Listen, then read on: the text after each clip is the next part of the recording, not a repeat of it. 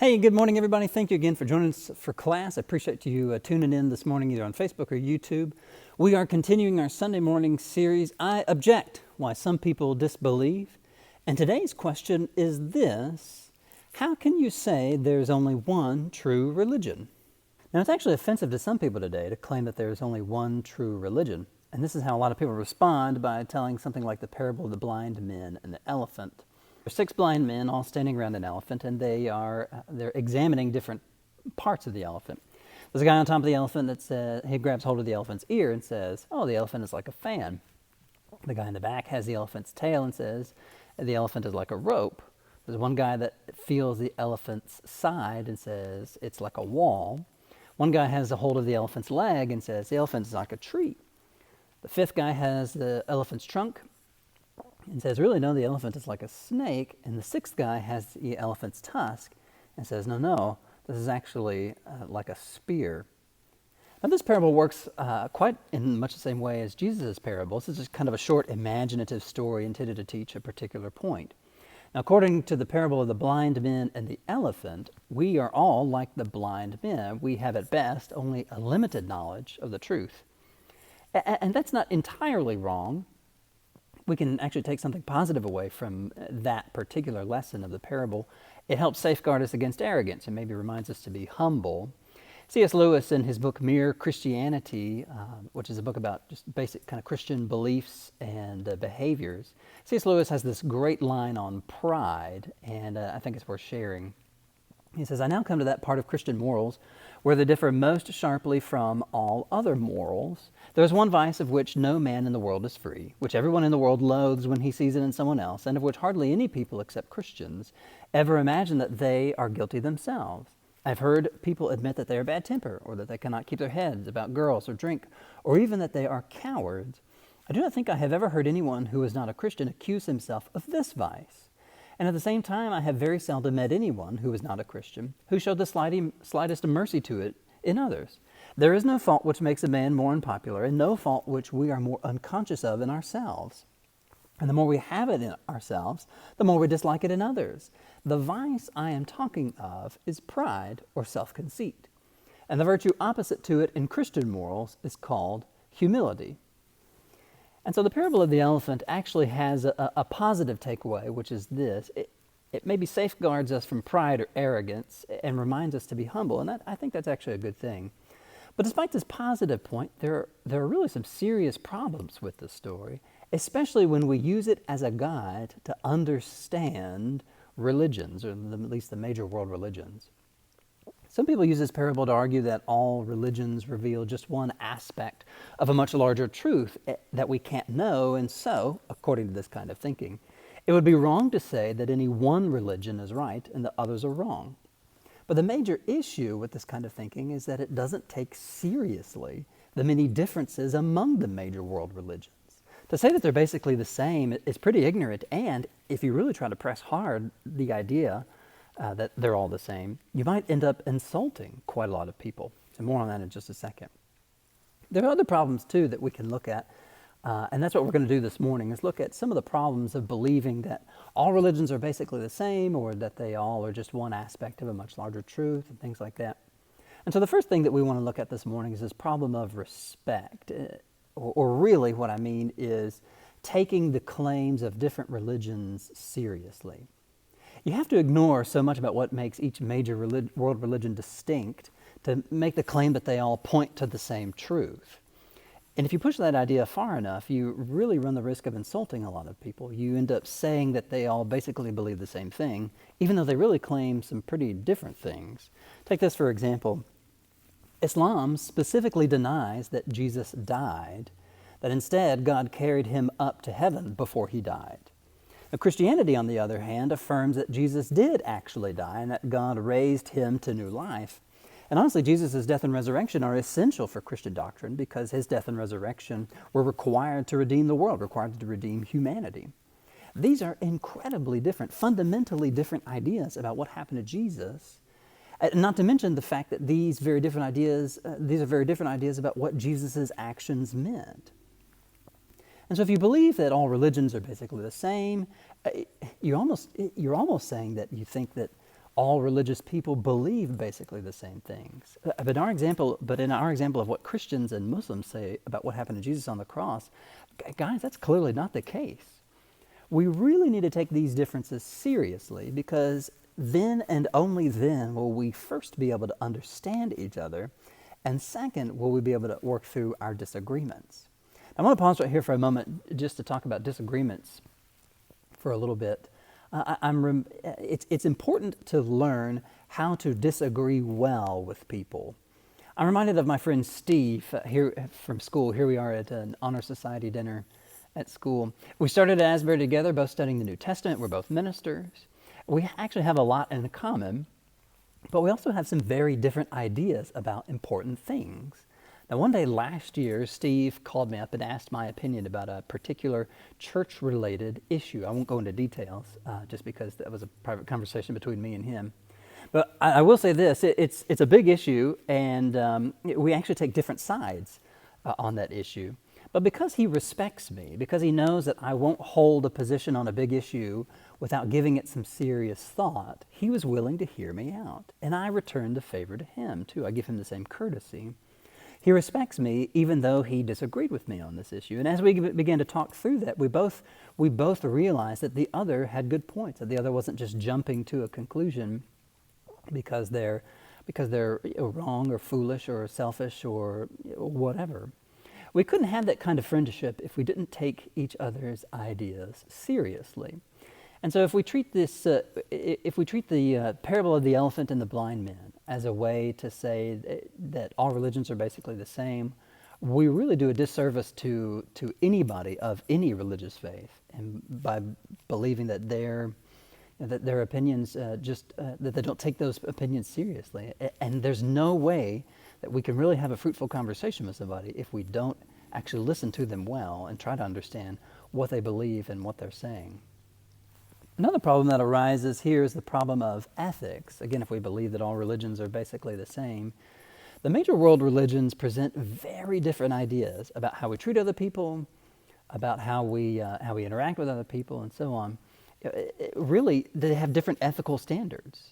Some religions have very harsh rules for apostasy, or this idea that when you leave and reject a religion, when you step away from a religion. In some religions, the apostate deserves death.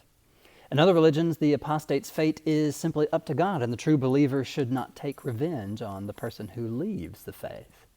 Some religions have very different views on sexual ethics, or what women are allowed to do in society, and so on. So let's take a look at this example of sexual ethics. Some people today will argue that Christianity is sexually repressive, that it kills sexual freedom, that it wrongly makes people feel shame for their sexual desires and stuff like that.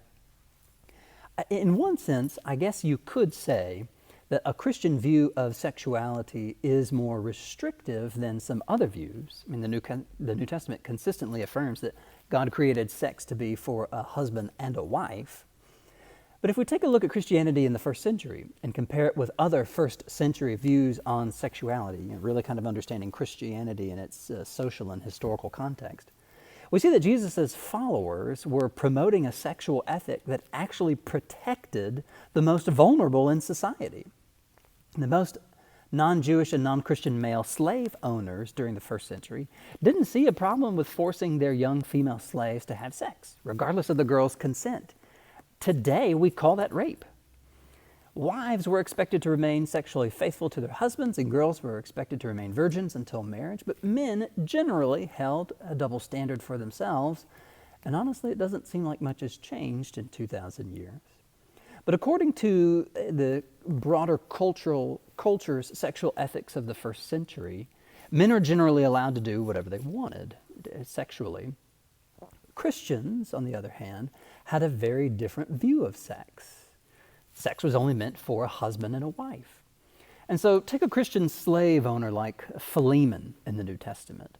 If Philemon is maintaining the sexual ethic that Jesus taught, then if Philemon had any female slaves in his household, they would be safe because he wouldn't take sexual advantage of them.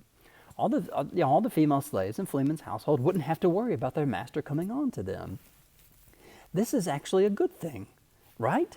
I mean, these vulnerable female slaves would be protected. if Philemon is maintaining Jesus' sexual ethic. And so the bottom line is this: the sexual ethic, the Christian sexual ethic protects the vulnerable, and it protects marriages from the heartbreak of infidelity. But honestly, this sexual ethic isn't shared by every major religion. And so again, if we try to say that our religions are basically the same, we really, that idea really fails when it comes to personal ethics and how we treat other people. Another problem with this idea that all religions are basically the same comes when we try to examine certain claims about different points of history. Now, just a minute ago, I mentioned the difference between what Muslims say about Jesus on the cross and what Christians say. Now, here's what the Quran says about Jesus' death, and I'm quoting from the Quran. "And for their saying, 'We have killed the Messiah, Jesus, the son of Mary, the messenger of God.' In fact, they did not kill him, nor did they crucify him, but it appeared to them as if they did. Indeed, those who differ about him are in doubt about it. They have no knowledge of it except the following of assumptions. Certainly they did not kill him. Rather, God raised him up to himself. God is mighty and wise." Now compare that, where the Quran very clearly says that Jesus did not die on the cross, but God raised him up, and it only looked like Jesus died. Compare that idea with what all four evangelists and Paul, and even sources outside the New Testament, say about Jesus. He died when he was crucified. Even though the Quran and the New Testament both say Jesus eventually ascended to heaven, the best historical explanation for what happened to Jesus is that he died when he was on the cross. All the best and earliest sources confirm that Jesus actually died, and medically speaking, it is certain he died.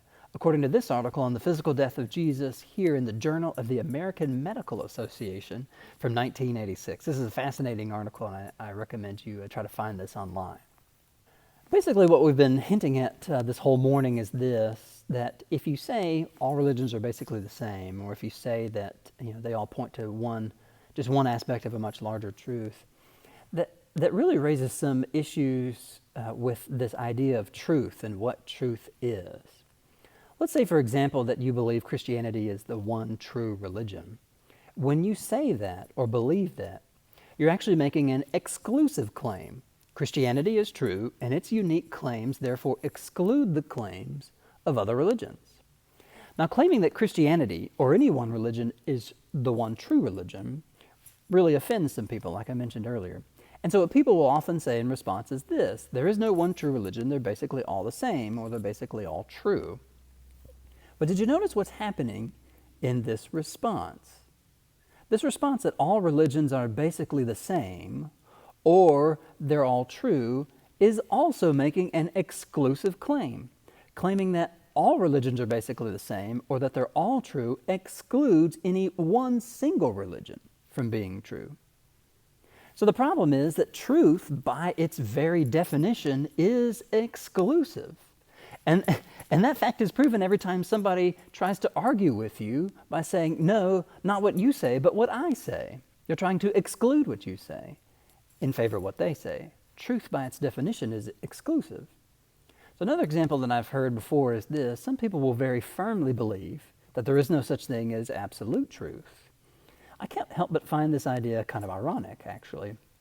When someone tells you there's no such thing as absolute truth, what they've just said is, according to them, a statement that they believe to be absolutely true. I hate to break it to you, but a statement like that is self-defeating.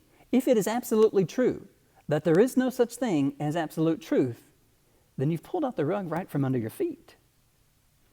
So another problem with this idea of believing that all religions are basically true comes with this issue of monotheism. Now remember, monotheism is the belief or the affirmation that there is only one God.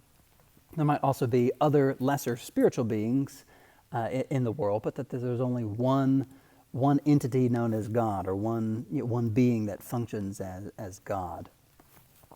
Really, when we come to this idea of all religions are basically true, they're all basically the same, the very nature of God is at stake, because the major world religions all have some different concept of God or the divine. Now, the three monotheistic religions, Judaism, Christianity, and Islam, they all affirm that there is one God, And they also affirm that there are other lower level spiritual beings, angels and demons and stuff like that. But even with this common feature of monotheism between Judaism, Christianity, and Islam, they differ pretty significantly on what that monotheism means. Christianity doesn't believe in three gods, okay? When we talk about Trinity, we don't talk about three gods. That's not what we mean. We believe in one God that exists in a community of a Trinity, God the Father, God the Son, and God the Holy Spirit. Jews and Muslims also believe in one God, but not in a Trinity. Other religions believe in some type of divine being or divine essence, almost something like the Force in Star Wars. Or they believe in many gods and goddesses. And in Hinduism, for example, there are tons and tons of different gods and goddesses. These competing claims can't all be true. These competing claims just can't all be true because, like we said earlier, truth is by its very definition exclusive. If there is one God and there's only one God, then it can't also be true that there are hundreds and thousands of other gods and goddesses. Just both of those claims cannot be true. Truth, by its definition, is exclusive. I think that's one of the biggest points that this idea that all religions are the same really fails to grasp hold of. Really, the last problem that we see here with all religions being true or all religions being basically the same boils down to the problem that Jesus himself raises. Think about the parable of the elephant again. There's some real problems that arise. One big problem that arises when you pay close attention to how the parable of the elephant and the blind man is being told. Now, according to the parable, although the blind men can see only part of the elephant, the narrator has seen the whole elephant and can correct the blind men's limited perspectives.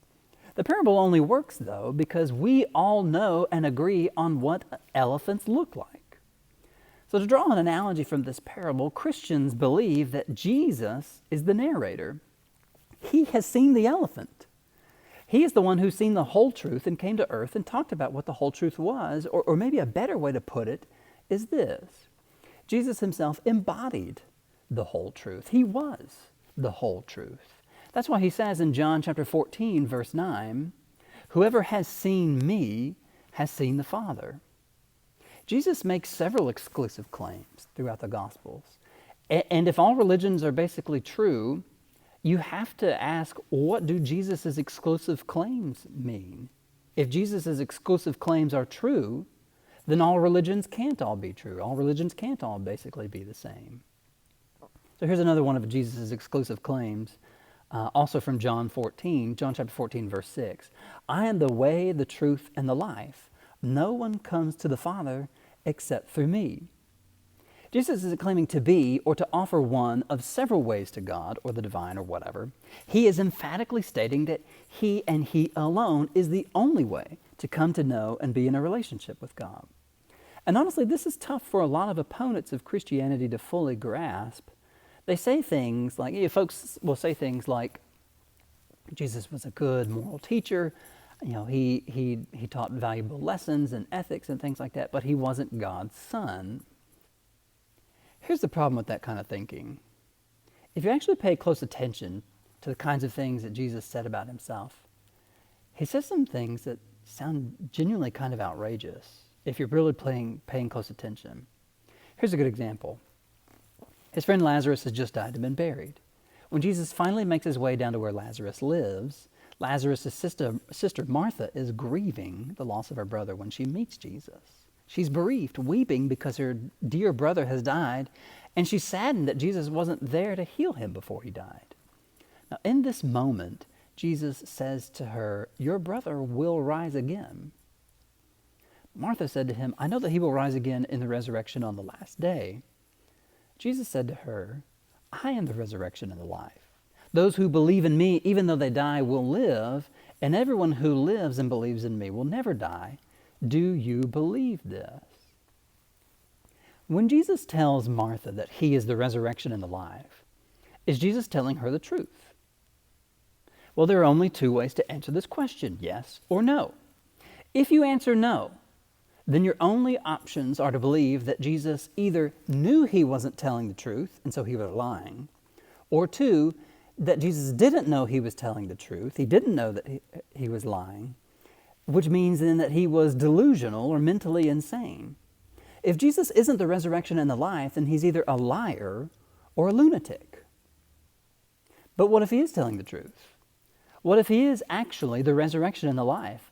What if he is the only way we can know God?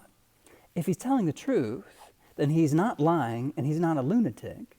He's Lord.